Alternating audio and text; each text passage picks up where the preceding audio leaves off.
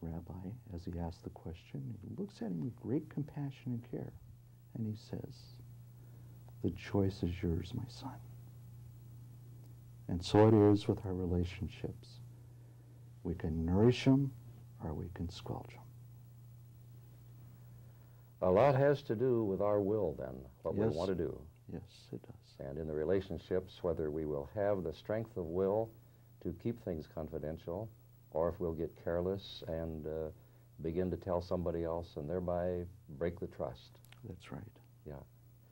Well, thank you, Ron. We appreciate so very much a man who's a professional counselor to help us to understand what confidentiality is because of the extreme importance of confidentiality in the lay pastor's ministry.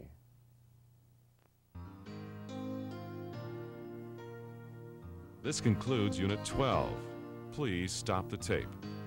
Our next unit will focus on managing the difficulties of lay pastoring.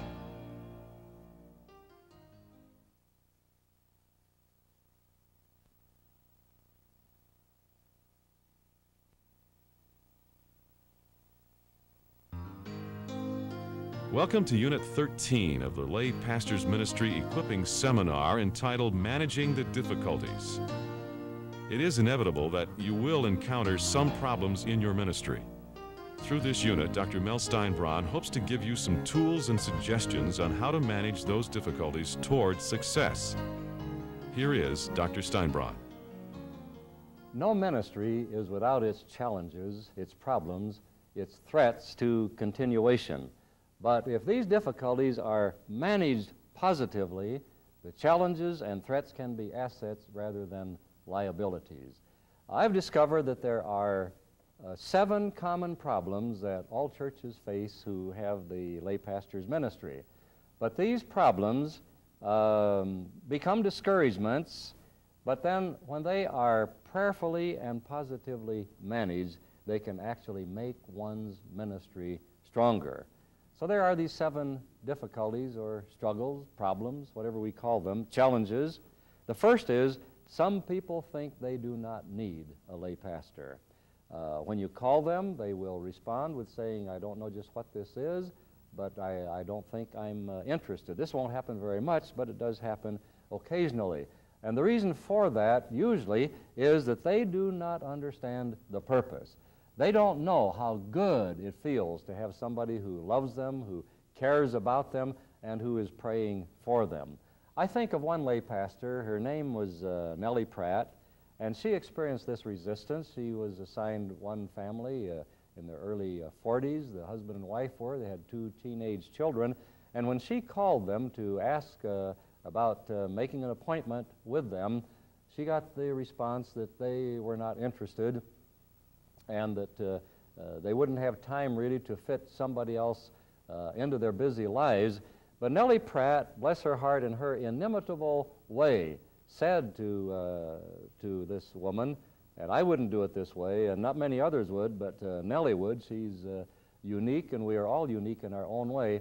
But she said, "Can't you let me come? When I became a lay pastor, I committed myself to visit all my people. Can't you let me come just to fulfill my commitment?" So that opened the door.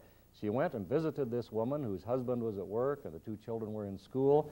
And according to her word, she wasn't able to get away. She was there for 2 hours listening to this woman pour out her heart. Finally, the phone rang, and she had to go to school and pick up her children. So Nellie exited very rapidly, and the door was open.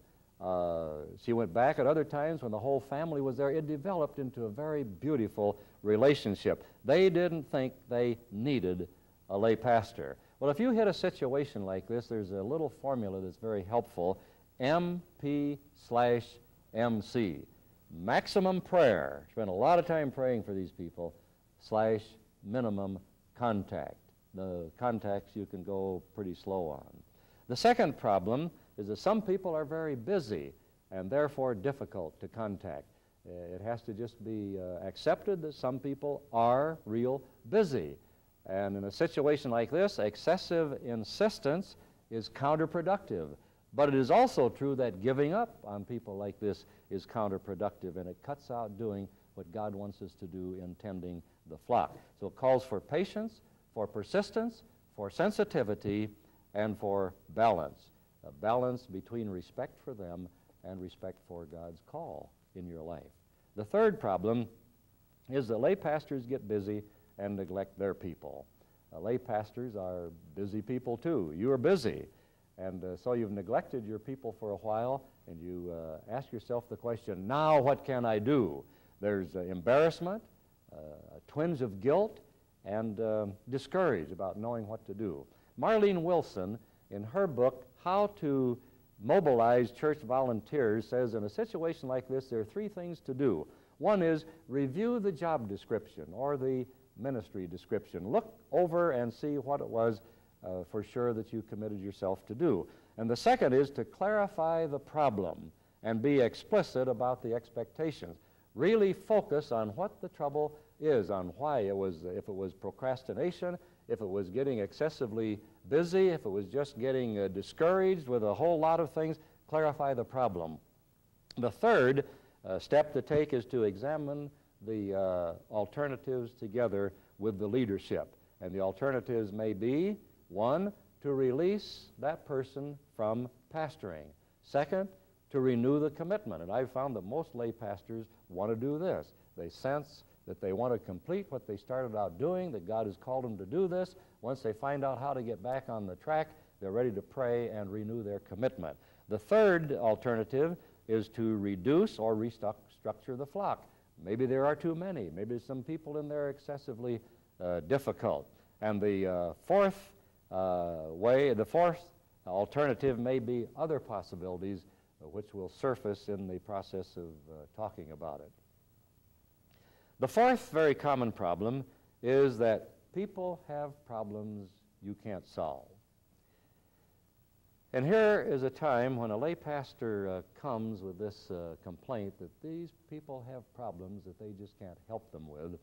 It becomes a learning opportunity to help them see again what a lay pastor is and what a lay pastor does. That a lay pastor is not a problem solver, not a rescuer, not a counselor, but love with skin on it. A presence, a listener, a lover. There are some guidelines for referring because some problems need to be referred to a person on the staff, one of the pastors or whoever, when there is serious illness and you see that the life situation has deteriorated, it does warrant a contact with the staff. And then another is that when there are serious problems needing more than listening and being with, and that kind of activity can meet the problem to contact the staff. When you encounter spiritual, biblical, or moral problems, you may want to refer them to the staff. Always, however, respect confidentiality. You are committed to confidentiality. Often when you ask a person, can I talk with the pastor about this, they'll say no, because if they had wanted to talk with the pastor about it, they would have done that also. Moses was to handle the greater matters, as we read in Exodus 18. And I have wondered many times what those greater matters are. There are lesser matters and greater matters. Moses was to take care of the greater matters, the leaders of thousands, hundreds, fifties, and tens, the smaller matters for whatever we can make out of that. But you know, even God himself does not solve all of our problems. The greatest problem, which is death. And in Psalm 23, we read, "Yea, though I walk through the valley of the shadow of death, I will fear no evil, for thou art with me." God is with you. He's that super pastor, and he takes that approach to be with you rather than to solve the problem. So as a lay pastor, you are not a failure if you cannot solve people's problems, but if you have listened and if they know that you care, you are a success. The fifth difficulty is that lay pastors experience differing degrees of acceptance and effectiveness in their ministries. This is the reality of pastoring. Some people are going to welcome you with open arms, but some of those open arms may fold after a while. Other people are not going to be anxious about this at all and may not let you come or may hold you at arm's length. But that may open up beautifully like a flower to the sunshine somewhere. So the reality is that you will experience differing degrees of acceptance, maybe from icy blue to fiery red. Never be judgmental of people. Never be discouraged. Don't blame yourself. Just know that that's the nature of relationships, and that especially is the nature of pastoral care. Some people don't want me to come around and see them either. Now, I've mentioned that a few times. The fact is that at least 95% of the members of our churches are open to lay pastors' ministries. The other 5% remain a real challenge to continue praying for them and being available to them and caring about them no matter what their response is. The sixth problem is that there are no apparent needs or crises. But when there are no struggles that people are going through that you know about, do not conclude that these people do not need a lay pastor. Pastoring takes on a non-crisis form. The ideal time to enter into the life of a person as a lay pastor would be when everything is just going wonderfully. Then you can build a relationship for when the chips are down and things are not going so good. But know that any contact that you make results in a bonding that is taking place. When there is a crisis, when people are in trouble, there are ready-made elements for the contact. There's notification, there's purpose, there's a time, and there's a focus. For example, if a person goes into the hospital, you are given the information, the purpose is very clear for the visit, the time is set because they're in there now, the focus is that they are sick. But in a non-crisis contact, you have to initiate all four. Nobody's going to be asking you to come in all probability, but you have to notify yourself that it's time to make a visit. You have to establish the purpose, and the purpose might be just as simple as getting acquainted with the person, knowing them better. You have to set the time. It doesn't have to be done today. It does not have to be done tomorrow, and therein lies the chance for procrastination. Time for report comes, and thank goodness for reports at times because it helps us to know that it's time to call on people. And then the focus. A crisis has a focus of its own, like the person in the hospital. You have to create the agenda for this contact. And it might be just as simple again that we haven't seen you for some time. Let's just get together again and talk for a while.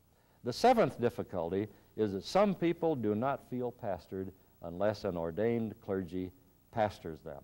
For example, one may say, I know the Krugmans have visited me, but I want to see the pastor.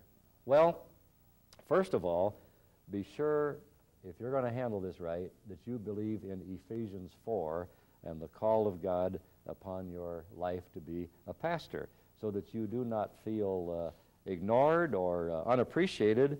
The second is the pastors need to work at validating the lay pastor's ministry in their teaching and preaching and also practicing by relinquishing ministry. Here it takes the cooperation of the professional clergy. The next is that the official board needs to take action, and this needs to be communicated with the congregation so people know that this is the form of pastoral care for the congregation and their expectations follow that. The next is to be firm and consistent. Vocational clergy are going to have to relinquish the ministry, and this is going to call on them to hold steady to this commitment.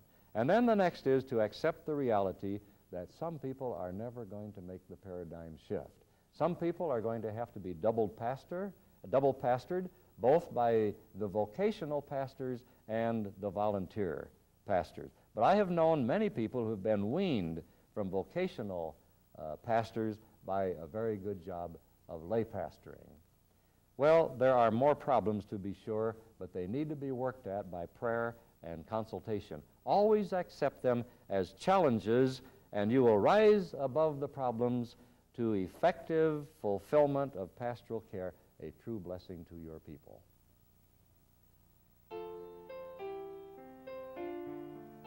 This concludes the Lay Pastors Equipping Seminar. There are three very important principles that form a bridge